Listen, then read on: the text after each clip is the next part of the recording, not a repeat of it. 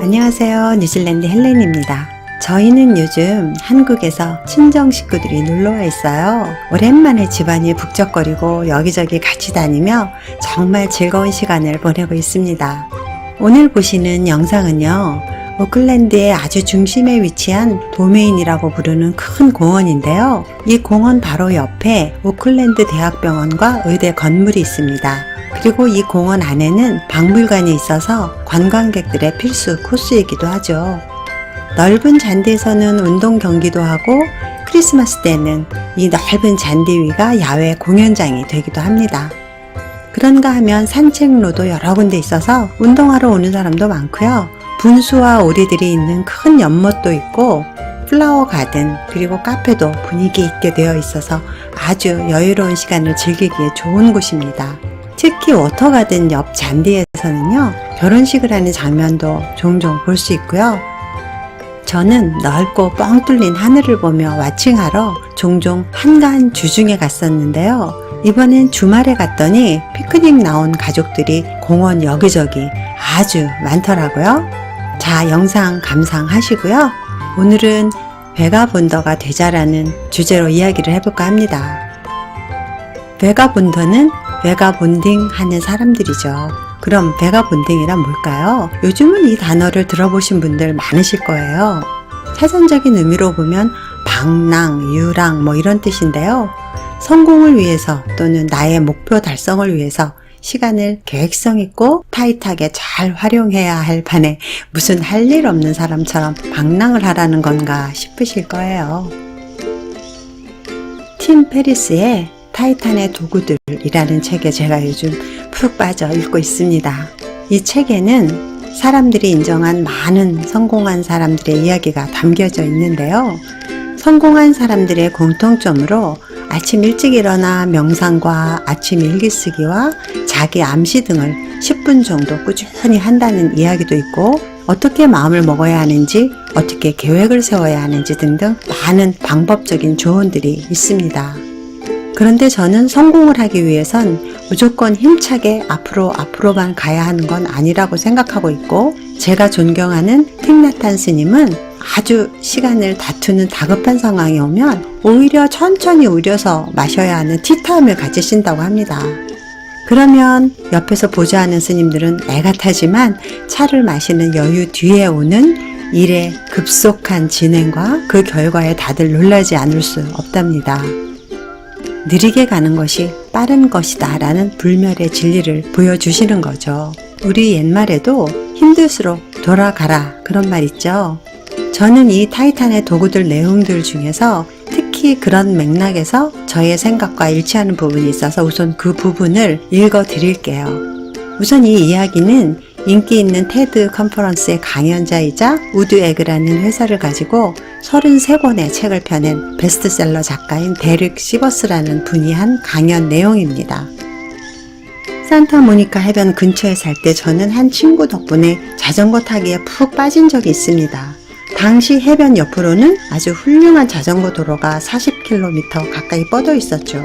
난 그 도로에 접어들면 고개를 푹 숙이고 페달을 최대한 힘차게 밟으면서 새빨개진 얼굴로 씩씩거리며 달렸습니다.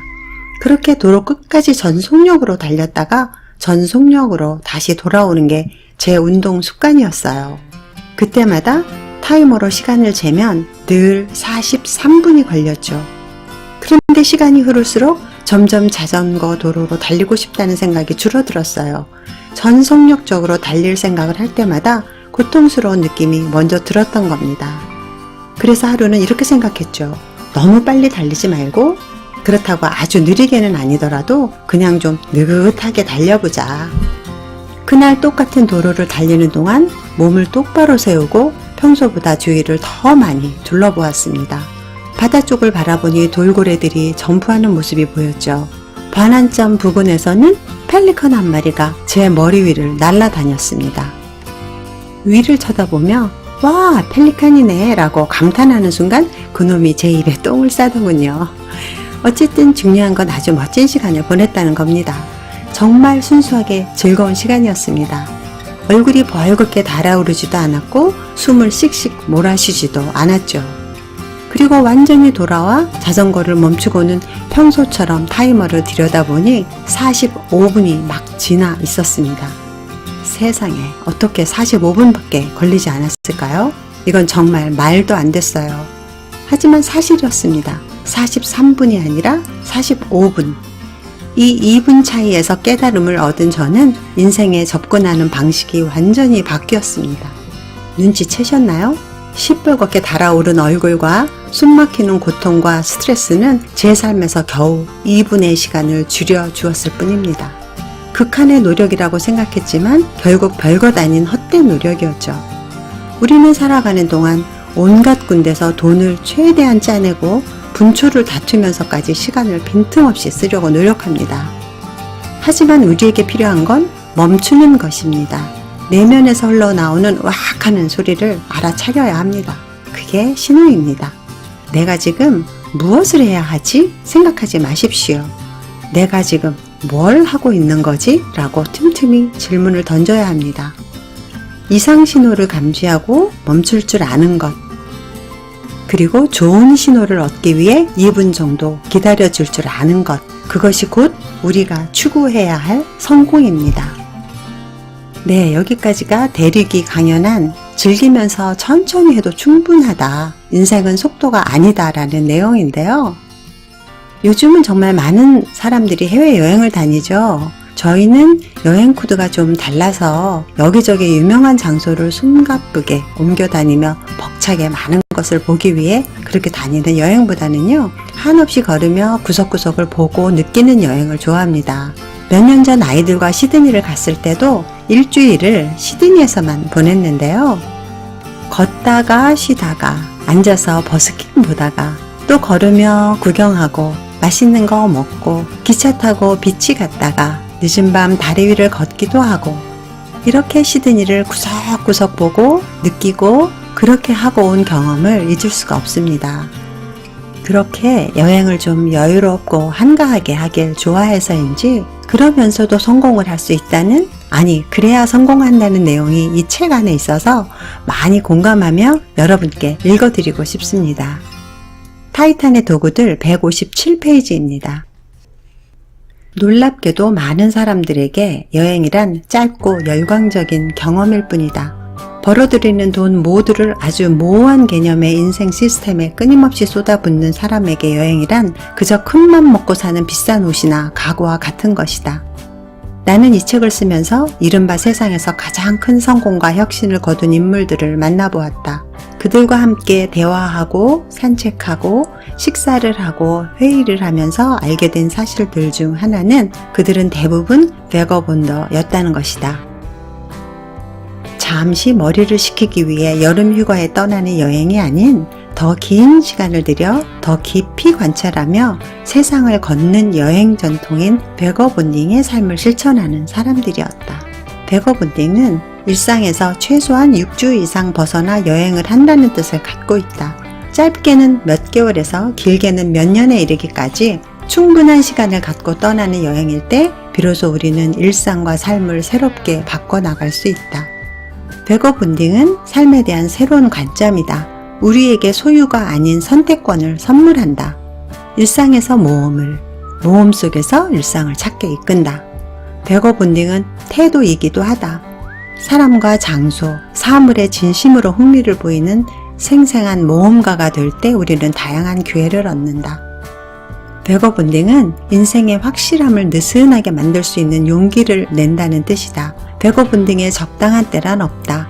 상황이 운명을 결정해 주기를 기다리지 않고 지금 바로 시작하는 것이다. 실제로 비행기를 타고 떠나는 시간이 몇 달 또는 몇 년 후라도 상관없다. 즉시 돈을 모으고 가능성으로 가득한 세계 지도를 펼치는 순간 인생이 바뀌는 베거본딩이 시작된다. 베거본딩은 불확실함에 대처하는 능력을 길러준다. 인생과 세계관을 바꿈으로써 우리가 이 세상에 온 근본적인 이유에 더욱 초점을 맞출 수 있게 해준다. 베거본딩은 더 이상 각종 예방주사를 맞거나 캐리어를 챙기는 것이 아니다. 세상을 정면으로 바라보고 두려움과 마주하고 습관을 바꾸고 새로운 사람과 새로운 공간에서 창의적인 관심과 흥미를 갖고 나가는 일이다. 생각해보라. 이보다 더 멋진 성공 비결이 또 있을까? 흔히 베거 본딩을 위해서는 충분한 시간, 충분한 경비, 일상으로의 무사한 복귀가 선결 조건이라고 생각한다. 그래서 우리는 수십 년째 떠나지 못하고 있다. 나파람에 개눈 감추듯 쏜살같이 떠났다가 쏜살같이 복귀하는 삶에서 벗어나지 못하고 있다. 나는 여행을 하면서 다양한 베가본더들을 만난다. 비서, 은행원, 경찰, 변호사, 펀드 매니저, 사회복지사, 뮤지션, 트럭 운전사, 은퇴 군인, 웨이터, 목수, 어부, 엔지니어, 사업가. 그들은 어떻게 충분한 시간과 돈을 확보했을까? 세상이 자신의 장기간 공백을 받아주지 못할 수도 있다는 두려움을 어떻게 극복했을까? 장기간 여행을 떠났다는 이유로 직장에서 해고당하고 굶어 죽고 팔자 좋은 배짱이라는 조롱을 당해야 한다면 아마도 세상은 베가본더들 때문에 심각한 위기에 빠졌을 것이다. 하지만 알다시피 그런 일은 없었다. 오히려 세상은 베가본더들의 글과 책, 강연, 영상, 이야기에 더욱 귀 기울인다. 이는 베가본더들이 끊임없이 지속되어 온 낡은 무언가를 멈추고 새로운 인생 기술들을 배워왔다는 증거다. 진정한 여행을 통해 우리는 근본적인 깨달음을 얻게 된다. 내 안에 뭔가를 그만두어야만 뭔가가 다시 시작된다는 것을. 타임지 기자를 거쳐 세계적인 여행 작가가 된 피코 아이어는 그만두는 것에 대해 이렇게 말했다. 그것은 포기가 아니라 다음으로 넘어간다는 뜻이다. 뭔가가 당신을 수긍하지 않아서가 아니라 당신이 뭔가에 수긍할 수 없어 방향을 바꾸는 것이다. 불평, 불만이 아니라 긍정적인 선택이고 인생 여정의 종착역이 아니라 더 나은 방향으로 가는 걸음이다.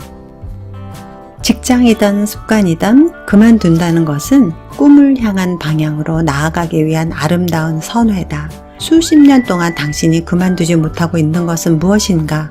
베거 본딩은 성공 후에 주어지는 특권이 아니다. 성공하려면 반드시 베가본더가 되어야 한다. 네, 여기까지 타이탄의 도구들 내용이었고요. 오토매틱사의 CEO인 매트 뮬렌웨그도 우리가 저지르는 실수들은 대부분 나태함 때문이 아니라 야심과 욕심 때문이기 때문에 속도를 늦추라고 권합니다.